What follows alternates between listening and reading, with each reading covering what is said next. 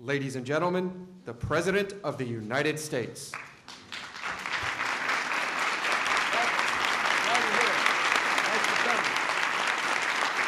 Thank you all. Mr. Chairman. Thank you all. Please be seated. Thanks for coming. Welcome to the White House. I am so pleased that you all have joined us for the 81st celebration of African American History Month. During this special month, we reflect on the many ways African Americans have shaped our nation's history, and we honor outstanding achievements by our fellow citizens. The theme of this year's African American History Month is From Slavery to Freedom, Africans in the Americas. For hundreds of years, the people of Africa were bought and sold by colonial merchants and transported as cargo to this hemisphere. The journey endured by millions of Africans is one of the largest migrations of history and one of the great crimes of history. For the men, women, and children who survived this journey, life in the New World was a life in chains. They toiled for the bread that others would eat.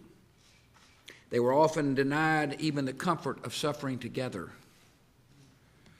When their families were broken up and a spouse or child was sold. Yet despite these assaults on culture and humanity, the children of Africa persevered. They kept faith that the freedom that God intended for all would one day be theirs.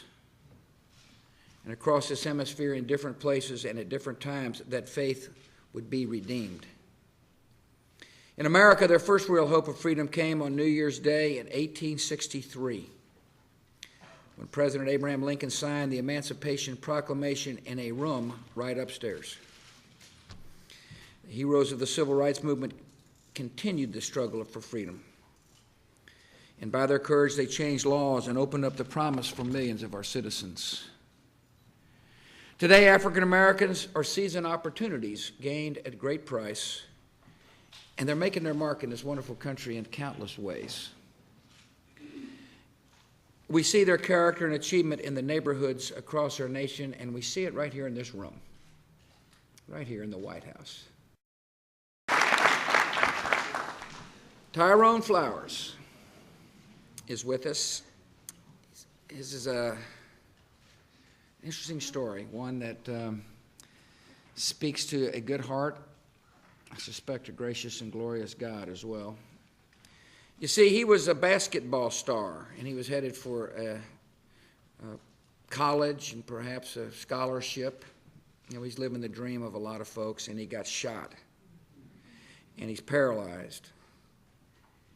The interesting thing about this good man is, you know, a lot of people would have either quit or sought revenge. But not him. He took a different path and found a different calling. He went to a community college. He earned a bachelor's degree, and then he became a lawyer. Nothing wrong with that. 14 years ago, he and his wife founded a group called M-Pact. M-Pact has this goal: to help today's high-risk urban youth become tomorrow's leaders. That is a noble goal. It is a necessary goal. And it's a goal that I suspect is more likely to be achieved because this good man has decided to turn a horrific act into an act of love, and we welcome you and thank you.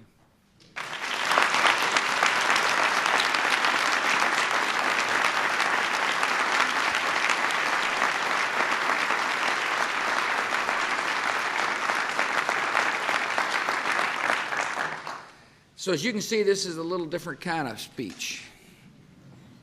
It's one where all I had to do was just simply talk about the accomplishments and lives of some of our citizens. And their stories speak a lot louder and a lot clearer than I could have.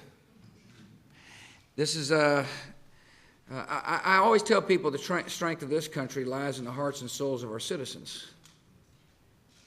The strength of the African American community has always lied in the hearts and soul of our citizens. people who refuse to allow adversity to diminish the spirit and extinguish the drive to make America live up to its promise. And that's what we're honoring today. Ordinary citizens who do unbelievably fine things.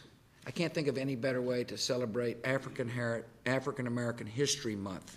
And our call and our need is to continue to remember promise belongs to everybody. And our call for this country is never to rest until equality is real, opportunity is universal, and every citizen can realize his or her dreams in the greatest country on the face of the earth.